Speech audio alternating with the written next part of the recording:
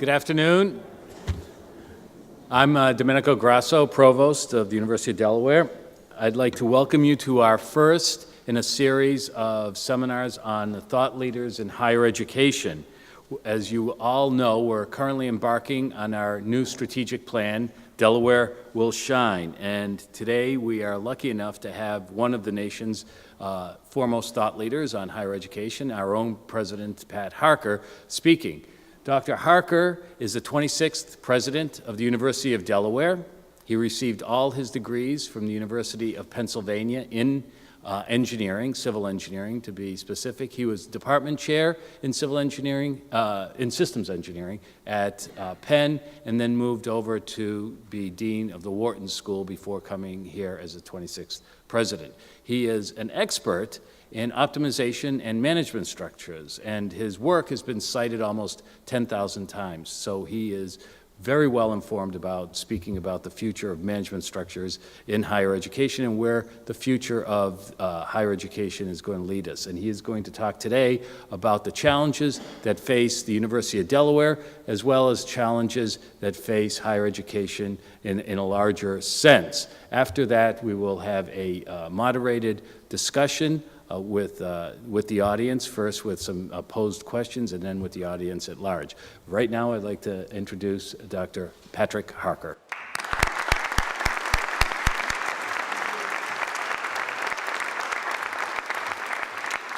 Well, good afternoon, everyone. Thanks for coming out on this rainy day, and also thank Domenico, not just for your introduction, but for all that you're doing along with the team on the strategic planning effort. This is incredibly important for the university to know where we are, where we're going, and the challenges that lie ahead, and lay out a roadmap for how we're going to get there. And it's a topic that's been on my mind a lot lately, and I've given it a lot of thought. So this summer, I decided to actually put my thoughts in writing. And so there'll be a paper coming out in one of my academic journals this December that sort of lays out my views on where higher ed generally is going, and some of, not all, but some of the challenges we face. And I think the bottom line is, I think to meet those challenges, we will need some significant, some may argue, and some have argued, fundamental change. And by the way, this is now a cottage industry across America, talking about the future of higher education. In fact, right after the reception, I'm going up to New York. The Economist magazine's putting on a day-long conference on the future of higher education. And so these conferences and discussions are happening with increased intensity all across the country. So let me just first put a little bit in context the big picture of higher education in the United States. So 21 million students, 1.5 million faculty members at least, as we can count, in more than 4,700 institutions that spend a little less than $500 billion a year. We are a major industry. We are a big piece of the national economy. And I would argue we play a crucial role in shaping our society, preserving our culture, and increasingly driving innovation in all disciplines. If you think about it, for example, research universities, Research One universities in particular, do more than half of the basic research in the United States, and a growing share of all research, about 36% of basic and applied research. When I was a young faculty member making my way at Penn, I also had an appointment at Bell Labs in Homedale. I would argue the greatest industrial R&D lab of all time. I recently was talking, and somebody came up to me after the talk and said, "You know what they're doing with Homedale?" I said, "No." I said, "It's an office complex in a shopping mall." The greatest industrial R&D lab of all time is a shopping mall. The whole model of research in the United States has changed, and we are playing an increasingly important role, again, not just in the fundamental research and scholarship that we do and have always done at universities, but also in that applied work, taking it to the next step. That has been abandoned by many companies. It's now falling more and more on us. The second issue is our value to society. I think our value to society is even more critical. We are the critical rung in the ladder to the middle class for Americans. And I worry about that because for many Americans, we are being viewed as increasingly out of touch, unaffordable for them.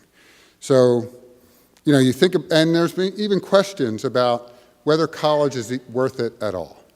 Well, you know, that's been debated a lot. In fact, the editors of The Economist a few months ago had a little opinion piece there talking about whether college is worth it or not. The facts are, it still remains about $300,000, worth about $300,000 over a lifetime. You just speak as an economist, and I'll put my economist hat on.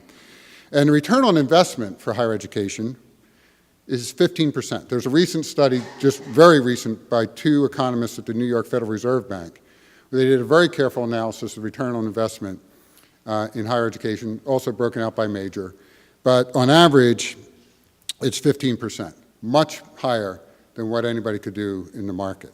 And they included, by the way, the opportunity cost of going to college.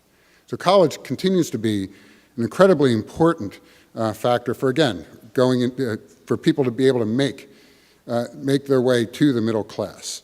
And the time to recoup the cost of a degree is about 10 years, and that's compared to about twice that long 30 years ago.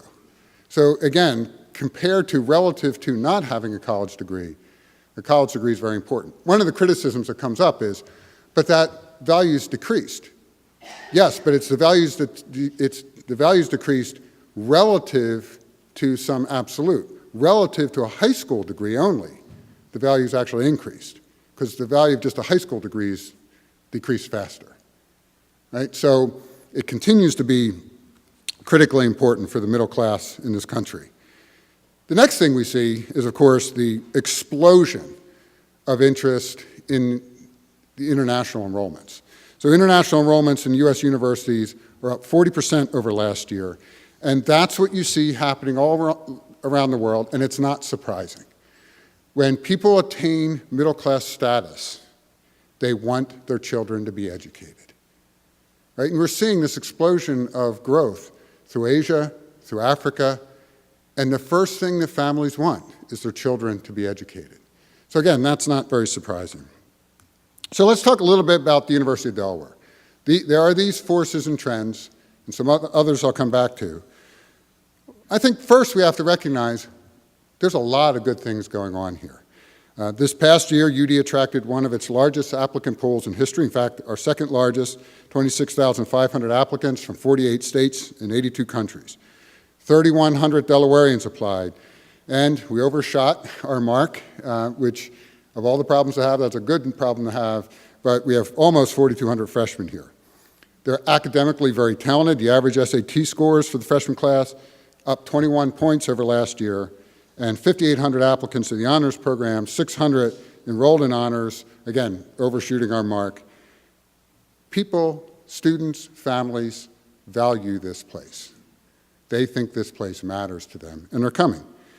And of course, all that is because they're coming because the faculty are here doing what you do, right? Your scholarship, your teaching, it's simple. Great faculty attract great students, and so we need to continue to invest in faculty excellence and the support structures that faculty need. The second thing is diversity. We continue to grow our population of underrepresented students. 26% of this class, the class of 2018, are from underrepresented groups. Now look, we still have a long way to go, and this continues to be an issue. We talked about this in 2007 and 2008 with the Path to Prominence. It continues to be an incredibly important part of the strategic planning effort going on right now. We have to work at this every day, but we are becoming a more diverse campus. Part of that's our efforts, a lot of it's our efforts, but a lot of it is what I'll describe in a moment, what's happening all around us. Research and scholarship. The general scholarship of our faculty across all disciplines, the sciences, engineering, and the arts and humanities, continues apace.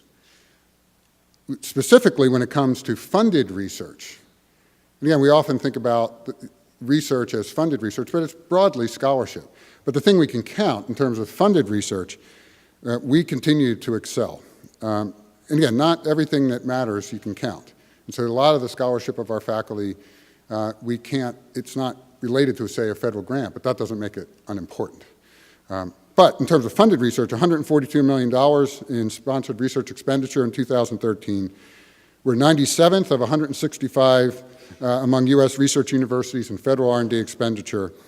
And an impressive number, almost $170,000 sponsored research per faculty member in fiscal year 13. That's up 38% since fiscal year 08.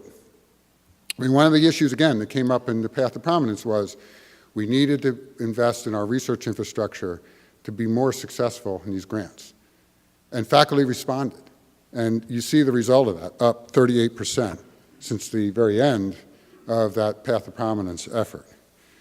And of course, it's great to have the money to do our thing, but it's even more important that this makes a difference. It makes a real difference in areas like clean energy, sustainable environment, agriculture, health sciences, much, much more. It's the impact that this research is having out in the field. And so things feel pretty good here. And actually, in reality, they are pretty good here. We have challenges, we have issues, but so why are we talking about challenges, and why are all these conferences like the one I'm going to tonight popping up? What's the problem? I mean, any industry, there are going to be people who thrive and people who don't. There are going to be people who do well, people who don't. Okay, so what's the problem? Why are we worried about this at UD? What's the change for? Why do we have to change? Well, I think there's a lot of reasons. And these issues are facing us, and they're confronting us, at an increasing rate. But first, let's talk about cost, the one everybody knows about, cost. Average tuition and fees in the U.S. have been rising faster than overall inflation for decades. Families have to work 2 or 3 jobs just to keep pace with the cost of living. And families see college costs as eating up more of their income and depleting their savings. That is now 43% of disposable income in the country. There's books and books about this. There's conferences about this. The President of the United States asked college presidents and university presidents into the White House to chastise us about this is a fact. We've now hit the big time. When the President of the United States invites you to yell at you, you've hit the big time, okay? We are this target. And you feel it. I feel it. In the grocery store, somebody will say, oh, there you are, living the good life. We can't get our kid into college. You probably hear this too from some of your neighbors and some of your friends. It's real. People feel it. And the recession made it worse, of course, because people were funding their college-going children with home equity loans. Well, in 2008, bam, that just went away. People were underwater on their mortgages. There was no home equity. And all of a sudden, people are feeling the pain of how to get their child and how to get them an education. And knowing whether, maybe not with a specific ROI of 15%, but knowing that college really mattered. And they can't figure out how to make it work. So that's why books like the following, and this is a very good book. You want to know why college costs so much? Here's the book. Why does college cost so much? It's by 2 economists at William & Mary, Archibald and Feldman. And they go through a very careful analysis of a lot of issues. Now, there are a lot of reasons that college costs have been going up higher than inflation. Government support generally has been flat to declining. Endowments have taken a hit, particularly in the recession, and are just starting to come back to where they were before the recession. And so universities and a variety of other issues have had few alternatives but to lean on tuition. Because we're seeing, like in our case, the state cut our budget at one year during the depths of the recession, and we've now been held flat in nominal dollar terms. So in real dollar terms, every year we take a cut. And that, our operating budget is about 10% from the state, and we'll be in single digits next year, and I don't see that turning around anytime soon. And we're not alone. This is happening all across the landscape of American higher education. Now, some will say, well, the reason for that is gold plating all the amenities. And you hear that a lot. Or there's waste, fraud, and abuse. Well, there's waste, fraud, and abuse in our industry, just like in healthcare, just like in manufacturing, and that does not describe.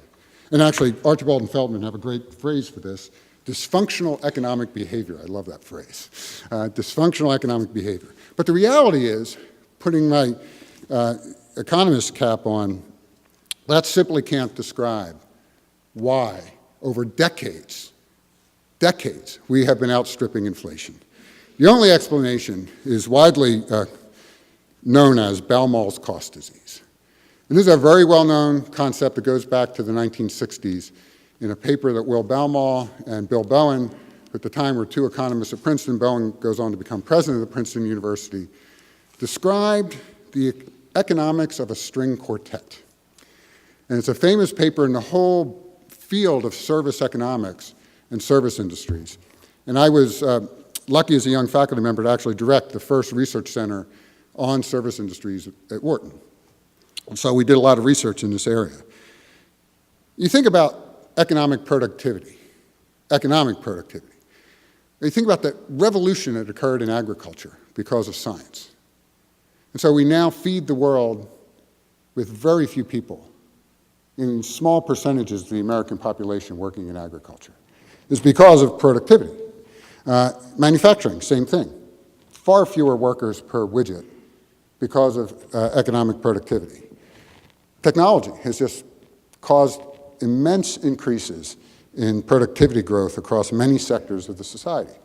But services have been the laggards for a good reason. Relative to manufacturing and agriculture and other major sectors of the economy, services have lower productivity. We're more labor intensive. And this is true in healthcare, it's true in our industry, it's true in a variety of industries, if you think about it. So go back to the string quartet. So what Baumol and Bowen argued is, basically, in 1967, chill out. You're going to have sectors of the economy that are going to have higher labor productivity, lower labor productivity. Over time, the lower labor productivity sectors of the economy are going to consume more of GDP, right, in terms of inputs, while still producing a lot of output. You're still going to have all your widgets. You're still going to have all the things you want. You're still going to have food on the table. It's just we're going to have a lot more people working in the lower productivity service sectors. So chill out. That was basically the message in '67. And they were actually using not us as the example in later work, but healthcare. And that worked fine until healthcare started to creep up on 25% of GDP. And then society said, wait a minute, we got to get these costs under control. We don't want 25% of our economy to be consumed in consuming in healthcare. So, but Baumol's fundamental argument back in the 60s was, hey, you know, how do you improve the productivity of a string quartet? Speed up a little bit, drop a few notes, hire a part-time cellist. I mean, what would you do? Right, so you can't. If you want that quality, you got to have 4 people doing their thing for a certain amount of time. That's what you're going to pay for. Overall wages in the economy are going to go up because of overall productivity in the economy. We're going to be paying the cellists more. It's going to cost more without producing, any more output. Relax. That was the story. Well, if you think about education generally, we're kind of like a string quartet in many ways. We still do fundamentally the same thing in fundamentally the same way. Yeah, we have a lot of technology around us and so forth, but fundamentally, we still have a group of students in front of a faculty member. Now, we've had other spurts of being, not liking the fact that this was causing us trouble. That's why we built 300-person lecture halls to try to increase the productivity, labor productivity of the faculty member, and I think clearly lowering the quality. So that's an issue that's out there, and I think, and Archibald and Feldman do a very careful analysis of what is driving the costs in higher ed, and I think the culprit is in higher ed, like it is in all service industries. The fundamental driver is what Baumol stated with Bill Bowen in 1967. The other thing that is out there, not only the cost, but related, a corollary to the cost, is student debt. The fact that the rising costs are prompting rising levels of debt for students and their families. The average debt of a public college graduate with loans in 2012 was over $25,000. And 2 years ago, that cost hit $1 trillion nationwide. And we're on track to hit $2 trillion by the end of this decade. It is the next big bubble. It's the thing that, I can tell you, economists at the Fed, this is one of the issues that's really on their radar now, is this debt. And our colleagues, Joel Best and his son Eric, wrote, if you want to know about the student debt issue, this is a great book, The Student Loan Mess. To to give you, and the subtitle is How Good Intentions Created a $1 Trillion Problem. It'll give you a really good sense of why we're in the pickle we're in. A third of borrowers are supposed to pay back their loans. They're in default. This is simply not sustainable as a society. We can't keep going this way. Next, changing demographics. So we've got other challenges. A smaller college-age population is coming at us, particularly in our market, the Northeast. We enjoyed the baby boom echo for the past couple of decades, but that has peaked and is now fading. We have fewer families of childbearing age, fewer children per family, a shrinking population in the Northeast relative to other regions of the U.S. We are seeing more intense competition for fewer and fewer students. And those students are different. They're changing. There are many more underrepresented students. In 1980, there were 20 minority students for every 100 whites. 2010, it was 60. The ratio was 60 to 100.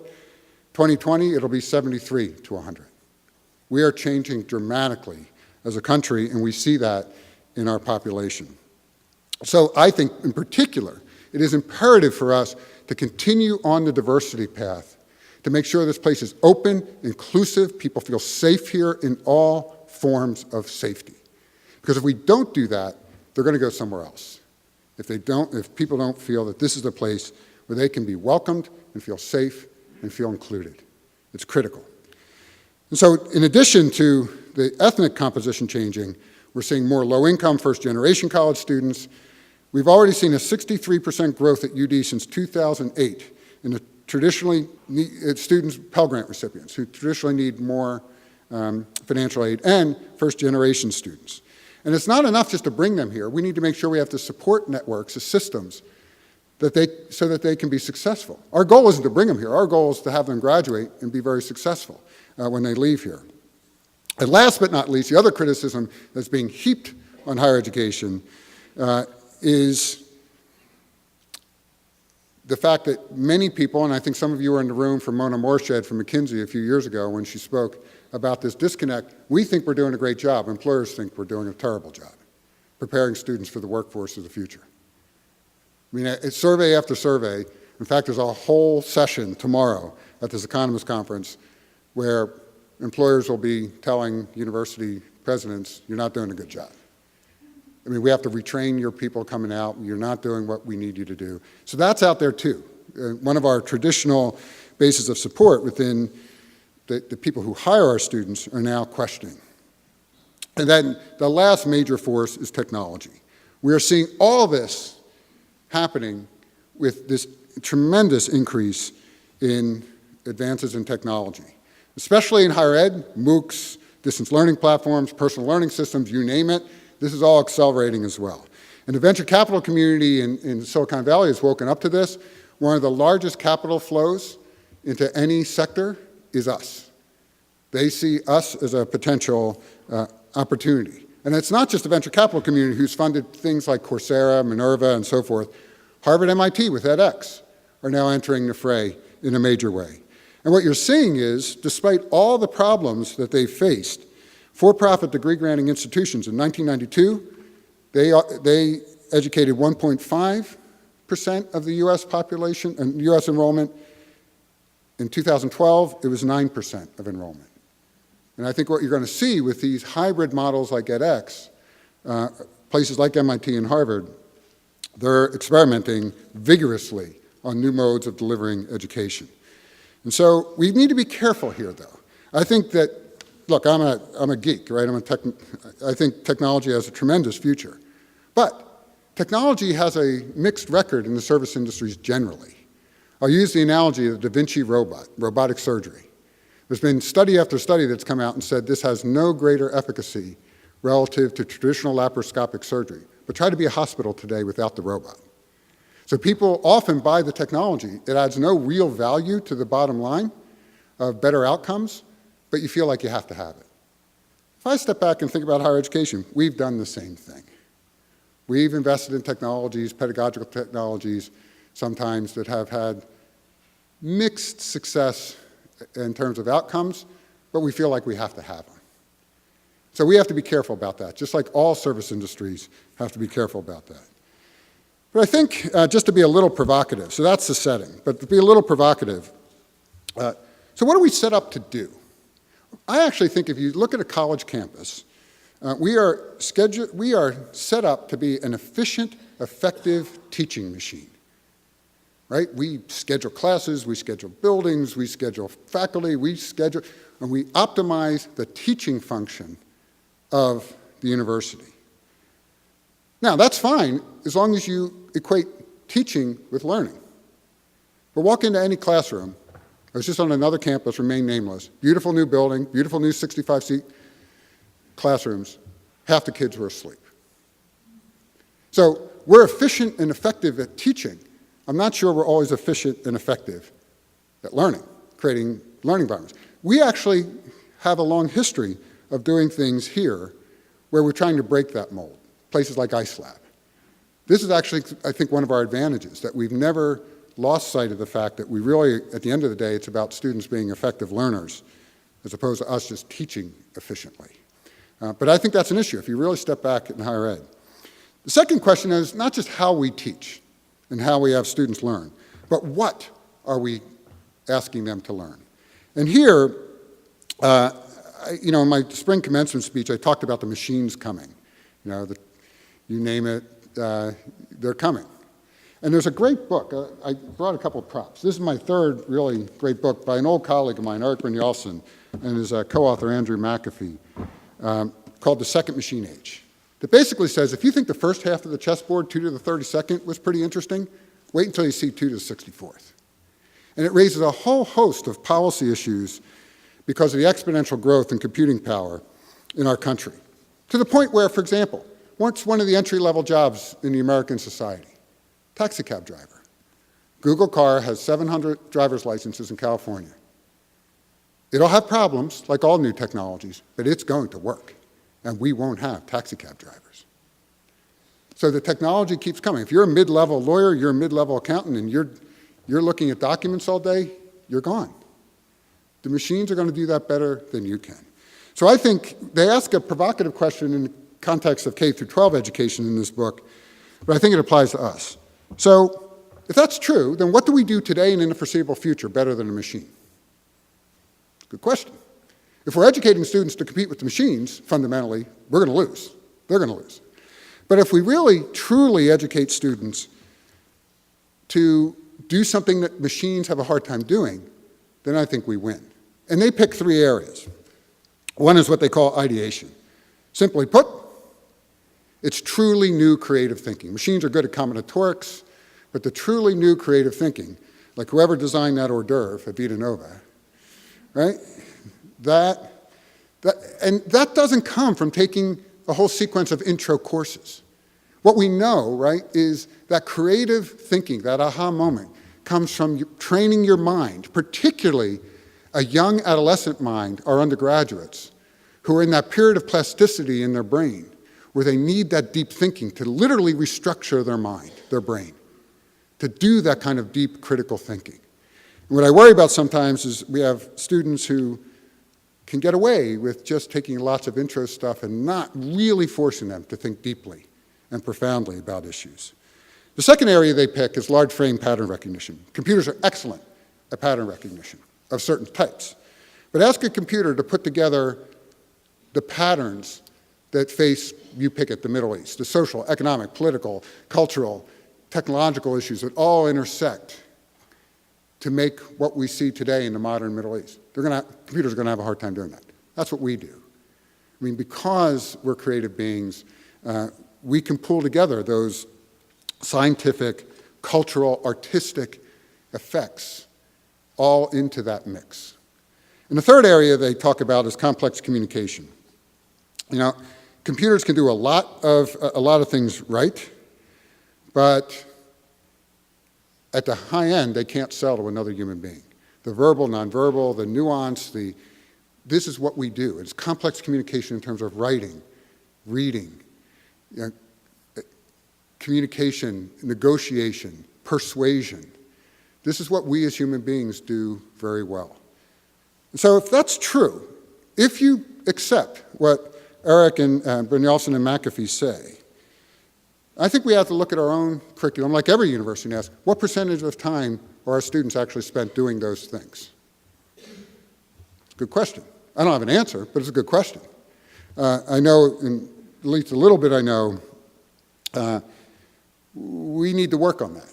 And here I think we need to really think about, across all our curricula at the university, how those critical thinking skills can be delivered in the most efficient way for the student, right? So that the student gets that deep critical thinking in these areas and a healthy dose of the arts, the humanities, the things that will add to that ideation, to that large-scale pattern recognition and so forth.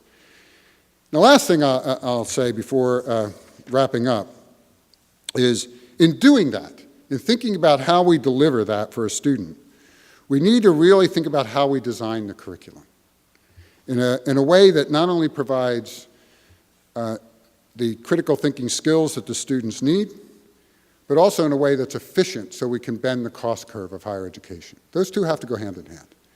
And I really applaud the General Education Task Force that's been working on this to really start to think about what are those learning objectives? What are those critical thinking skills we need? I think the next step is then we have to ask ourselves, and how do we deliver that? And there are models, right? We have one model, which is just really one required course and then a menu of other courses. Columbia University, another model. They've got a core. They've had that core for a long time. Columbians have read the Iliad for 100 years, and they're proud of that. Every student, even the engineering students, all go through the core. That's another model of delivering those critical thinking skills. One of the for-profit startups, Minerva, teaches 4 classes freshman year. That's it. Empirical reasoning, formal reasoning, complex systems, multimodal communications, right out of Brynjolfsson's book. Then there's competency-based testing for calculus and so forth. They're saying, go out, take a MOOC, go get Rosetta Stone, you figure it out, and we'll just make sure you know it. It's a different model. I'm not saying any of those models is right for us, but I think we have to ask the question. Because it can't just be about doing business as usual, given the cost constraints that we now are starting to face. And so I think it really, we're building from strength here. It really comes down to building a learner-centric system, one where we stop focus on efficient, effective teaching and flip the model to efficient, effective learning. And then we have examples of this. I mean, I think what's happening in ICE Lab in the chemistry biology classes is an important model of all that. And then the last thing I think we need to not lose sight of when we're going through this discussion, this debate, is that in this knowledge economy, we also have to recognize what we don't know, what we don't do. Yes, we're a university, but that doesn't mean we cover everything.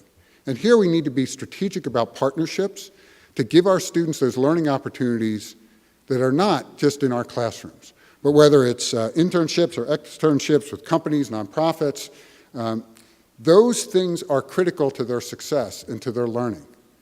And we need to factor them in as a critical part of our educational system. And again, we tend to think we teach courses, they do that stuff over there. And not everybody at the university does, but generally at universities, and I'm not just talking about UD, we teach these classes, they go over there to do that other stuff. I think we need to really start to think about how we weave all that in. So I think we're having this discussion, having this debate from a position of strength. We do a lot of things very, very well here at this university. In fact, we're leaders, like in problem-based learning, and have been for decades. So I think it's really the time not to just rest on that, but really aggressively ask ourselves, how do we take this to the next step? How do we really think about how to take a quantum leap in the quality of the education while focusing also on keeping costs down? Because if we don't do that, I'm worried about these trends and the lines are going in the wrong direction. I actually think we can not just lead in this state, but I actually think we can lead in this nation because we've done it in the past and we'll do it again. Let me stop there. Thanks.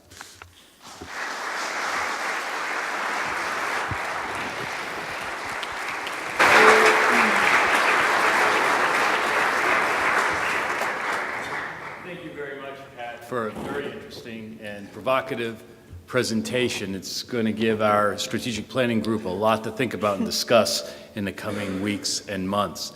I'd like to now move to the next phase of our presentation and invite Emily Bonestell Postal to come up, and she is going to lead a conversation with President Harker and then open it up to the audience for questions. Emily is a program coordinator in the Office of Equity and Inclusion, is a PhD student in the Sociology Department, is a member of the Strategic Planning Commission, and is the president of the Graduate Student, not Senate. Government, thank you. Past president. We have our current president over here. I just saw him. So I'll now turn it over to Emily and to President Harker. Great, thank you so much. Well, thank you, President Harker, for those remarks. And thanks to all of you for being with us today, especially with the rainy afternoon that we have. I'm sure there are many questions that are out there, and we have ample time for question and answer set aside. But I would like to start us off with a question about something you mentioned in your presentation that I find incredibly important. And given that I work in the Office of Equity and Inclusion, it's probably not surprising that my question is about inclusion. So you mentioned the changing demographics of the student population in regards to minority, low-income, and first-generation students. What can we be doing to ensure that these students feel welcome and that our campus is an inclusive place? Well, that's a big question, and it's a critical question for the entire community. I don't think there are a couple of big things I think we can do, and then a lot of little things. I mean, some of this in creating a welcoming environment is not just some edict from Hullion Hall, but as a student, right, in the new dorm, meeting a fellow student, and they both feel welcome. Or a faculty member who makes sure that everybody in the class participates. And there are going to be people, particularly in some cases international students, who may be a little shy. This is a new experience for them, the way education is delivered here versus in some of their other countries. So it's a faculty member reaching out and making sure that person feels welcome. On a large scale, we need to continue to make sure that, as I said, we do everything in our efforts to make sure this is a safe environment. Because people can't learn if they feel threatened, right? So we need to continue to scrub all our policies and procedures to make sure that everything, while making sure that people's rights are not violated, everything in our power can be done to make sure this is a safe, welcoming community. And that's everybody's effort. It's not just the effort of people in Hullion Hall or the deans, it's everybody's effort.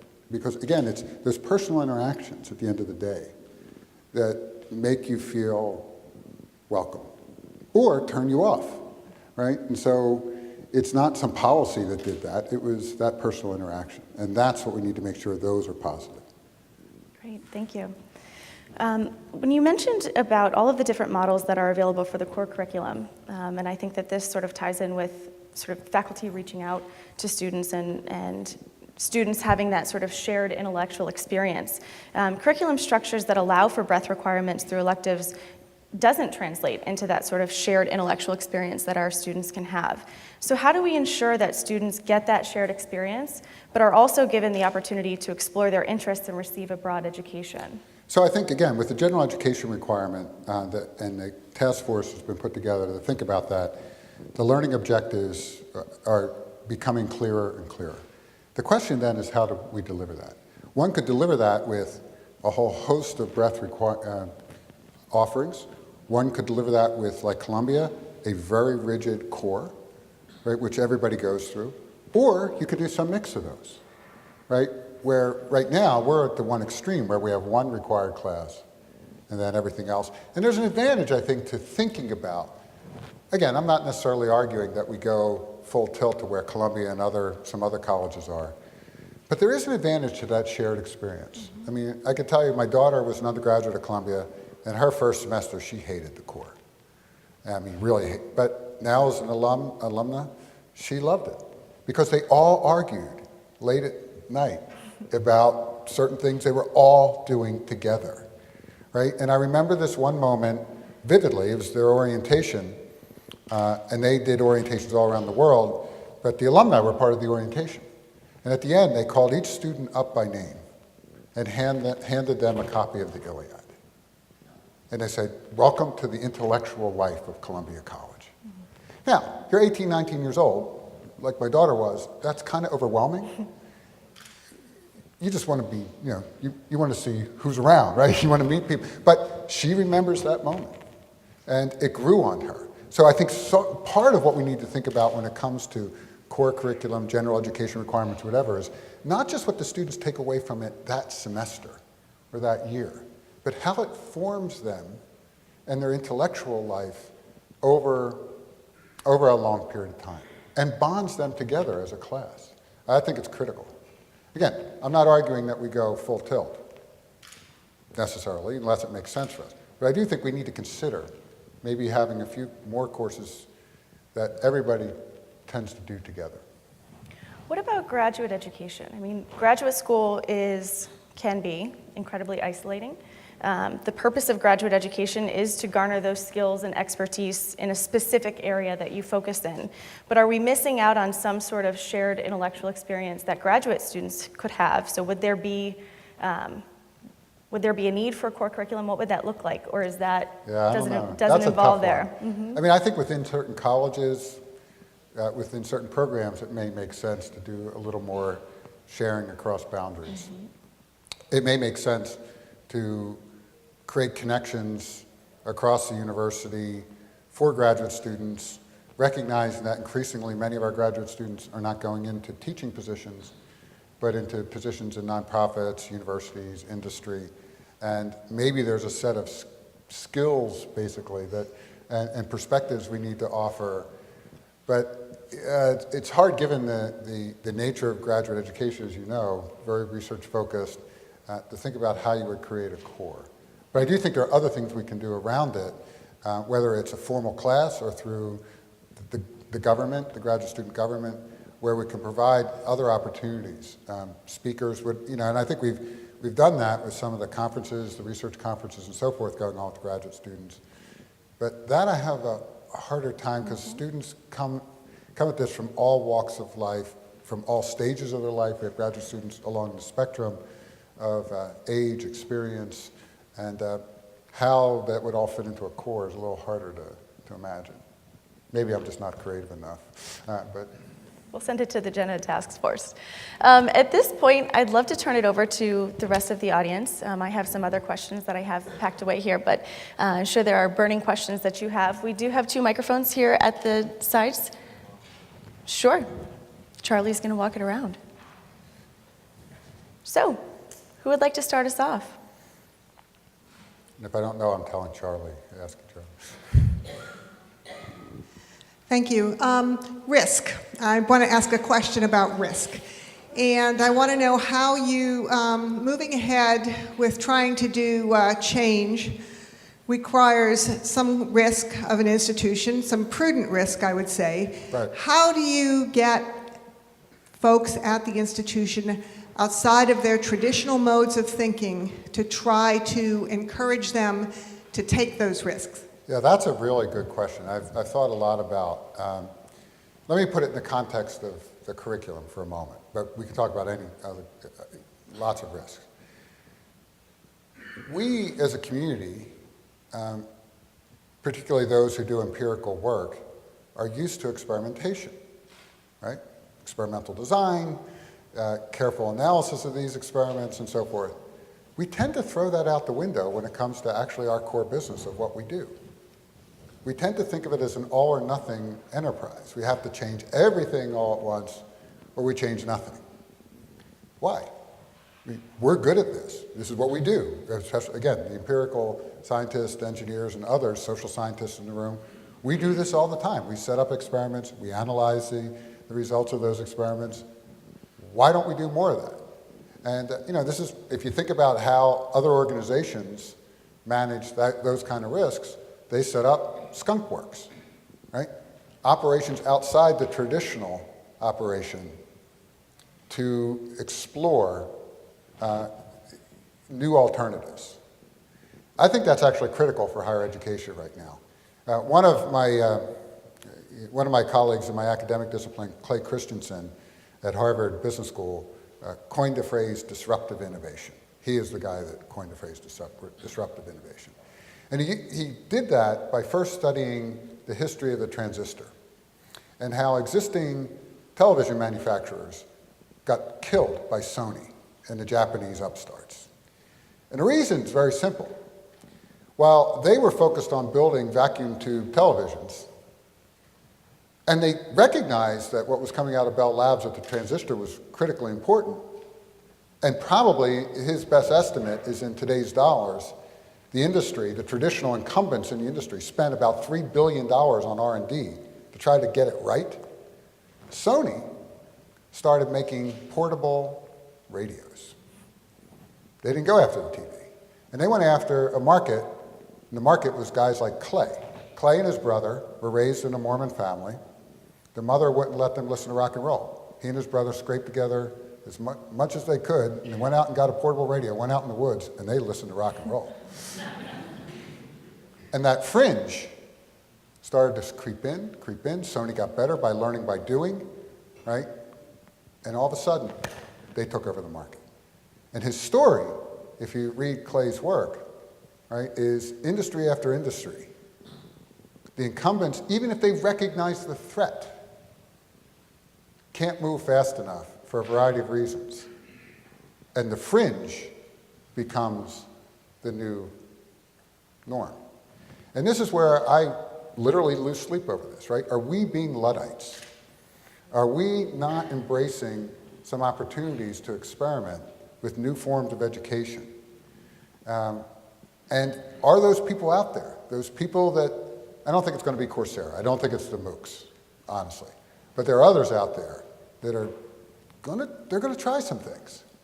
And we should have our antenna up to make sure we know what they're doing, right? That's number one. We need to do our business intelligence, market intelligence, whatever you want to call it, to understand what these folks are doing.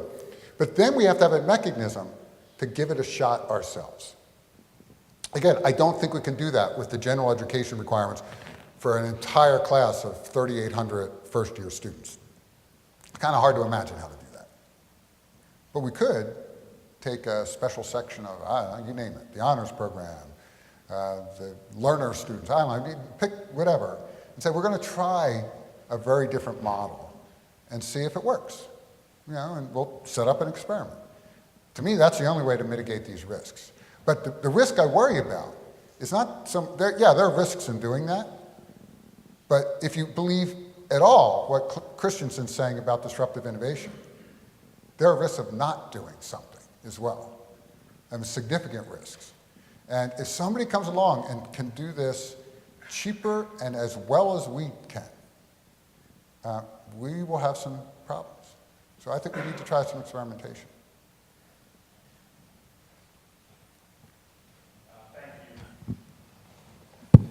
Thank you for all you've said. I'm a baby boomer, and I'm about to leave the scene. And you said a few minutes ago that our graduates have, particularly our graduate students, have many options. What can we do to make sure this university is in fact, an employer of choice, and that we can have that talent that we need to take this university to the next level and make it shine in the future? Yeah, if you look at our faculty hiring, at least over the last several years, and Domenico can give the specific, we've been getting most of our first choices. Now, the next thing we need to do is make sure that we're scouring the landscape for a very diverse faculty as well. Because we tend, to be honest, right, and we know this, right, from both our own lives and the research that's been done, we tend to just call our friends and hire people like us. It's kind of human nature. And you need to actually work hard to break out of that, right? But I think it's critical, because if what we're saying is true, just take, for example, 45% of the birth rate, almost, in New Jersey is Latina. Think about it. This is not just happening in California. This isn't just happening in Texas. This is happening all across this country. It's happening right in our second largest source of undergraduates after Delaware. And if we're going to be this open, inclusive, welcoming campus, it's human nature for people to want to see people like them, people that went through similar life experiences as them. That's natural. And we need to make sure that we're doing our part to find the very best and the brightest, and working hard to break out of what is a human bias to just turn to the people that you know and ask for their advice. And I think this is where we need, through our faculty search processes and so forth, really need to make sure, and I know Matt is working on this with the faculty, to make sure that we break out of whatever inherent biases we have. And we all have them, right? I mean, we as human beings all have them. And so we just need to recognize that, call it what it is, and then create processes to make sure that we can overcome those. You have a question down here? Oh, wait. You mentioned MOOCs only in passing, and it seems like it's becoming more and more on everyone's radar screen. And I even wonder about a MOOC together with online, on-campus tutorials by our own faculty as a method of bringing, let's say, higher efficiency in some sense. So again, MOOCs, massive open online courses, there are many players in this space right now. The largest being Coursera, but again, the MIT Harvard joint venture edX. Harvard Business School just launched a subsidiary of that called HBSX. There are lots of models out there. But in there, and there are certain, Georgia Tech just started a master's program in computer science funded jointly with AT&T based on a MOOC model. There are certain disciplines that they can be very successful in delivering a full degree, but I think it's limited. I mean, in essence, a MOOC is a very elaborate textbook, right? I mean, it's digital, multimedia, but the interactivity is very different, right? If you're in class with 100,000 of your friends, it's hard to be interactive, right? So by design, it's not designed to be an interactive experience in the same way. But there are others coming out. But I think you're absolutely right. If we adopted more competency, this is really the issue, whether it's a MOOC or not. It could be a MOOC.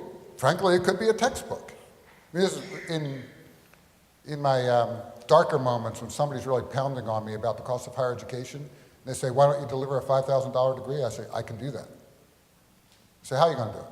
Hand people a bunch of books and I'll give them a test at the end. Right? I could do that for $5,000. Whether it's any good or not, whether anybody would employ them at the other end is another story. But there are various tools, MOOCs being one of them. Textbooks, think language, Rosetta Stone, interactive learning technologies, personal learning technologies. This market is booming with opportunities. But we have to ask ourselves a fundamental question. Are we willing to just do competency-based education for a portion of what we do? That is, not teach it, but just certify that they know it. That's an important decision for a university to make. Some have made that. Some of the startups in the world have made that. Others, like San Jose State, kicked the MOOCs off campus. I think it was San Jose State, because the faculty felt threatened by them. So it's a complicated issue.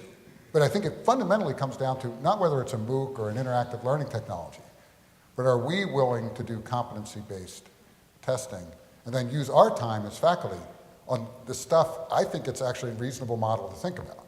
Because I think what we need to do is spend more of our time as faculty on the stuff that Brynjolfsson and McAfee point out.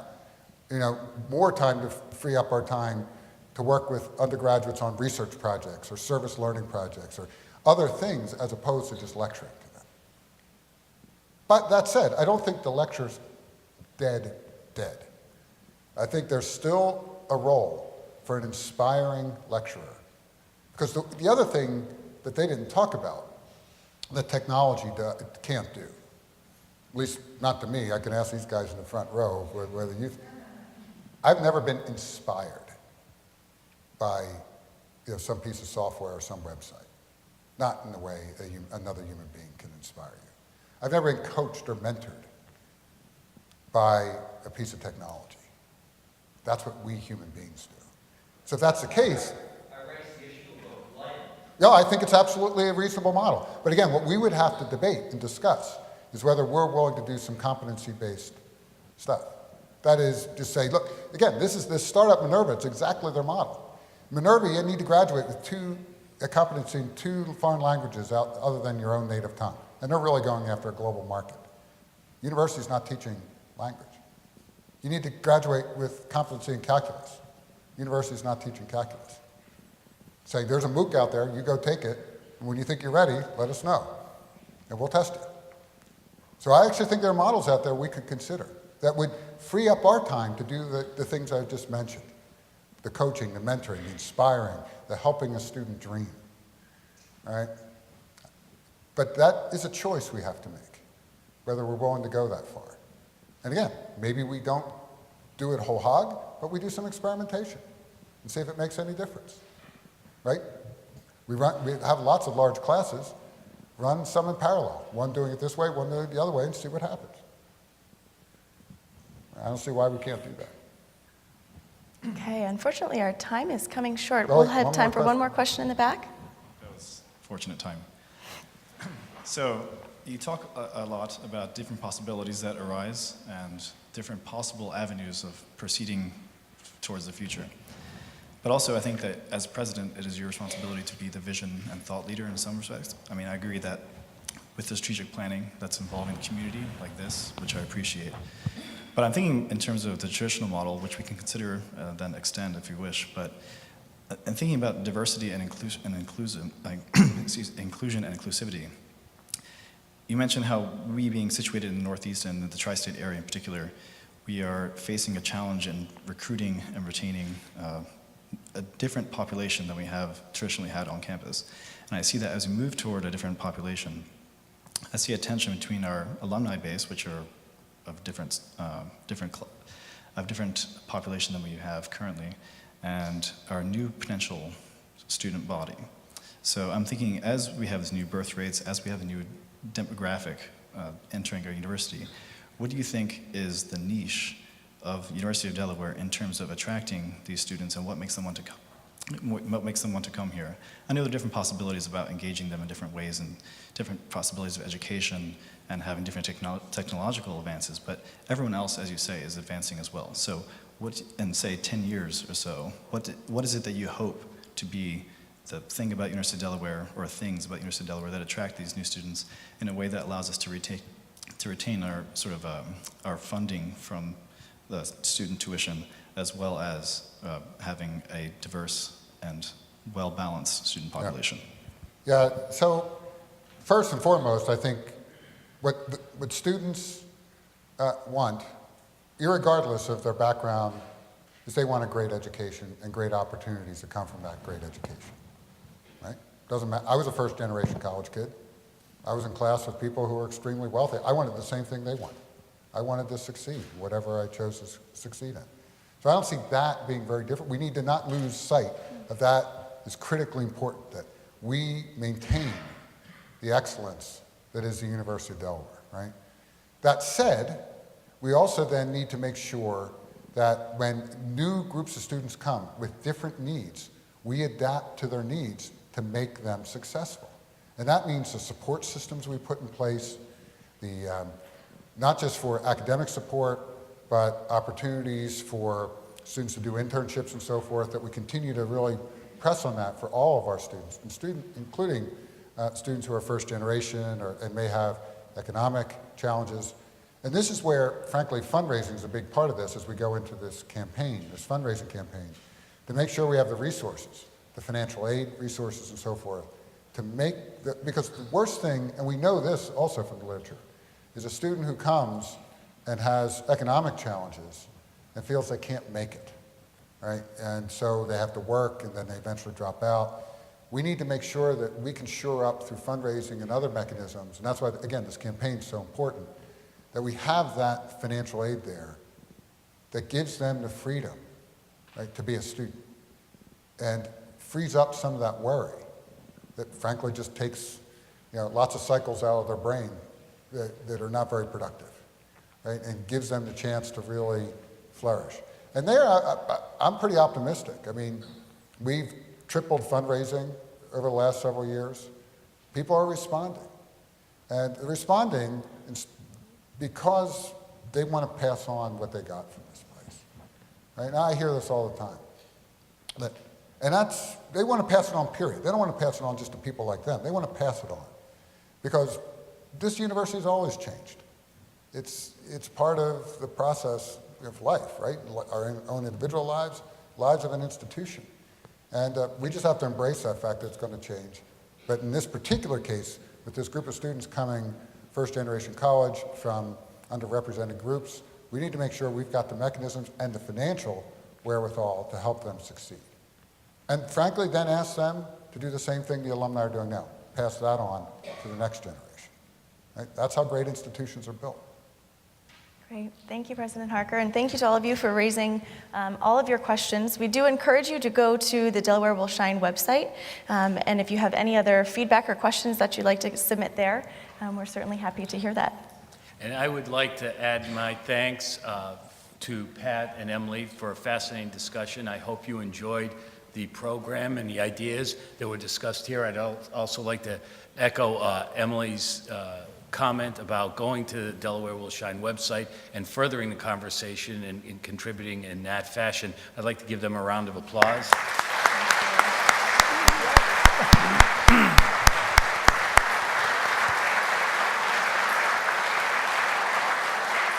And I would also like to invite you to the next in the series of thought leaders, which will be on October 13th. It's Dr. Richard Tapia from Rice University. He's a very distinguished mathematician.